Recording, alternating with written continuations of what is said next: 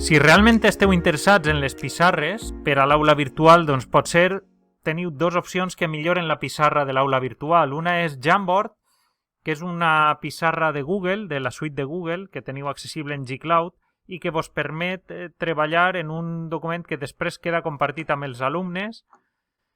Té més velocitat de reacció, és a dir, podeu veure com escriviu més fàcilment que en l'altra pissarra, que en la de l'aula virtual, que té un petit retard. Esta és més ràpida. Vos permet algunes coses, vos permeten notes adhesives, carregar imatges, etc. Per la que ja s'endú la palma és Whiteboard Wi-Fi, que funciona molt bé. Podeu agrupar els alumnes en una classe, podeu incloure, per exemple, fórmules matemàtiques, i els aficionats al LaTeX podeu incloure codi de LaTeX. Podeu també incloure, per exemple, aspectes de notació musical.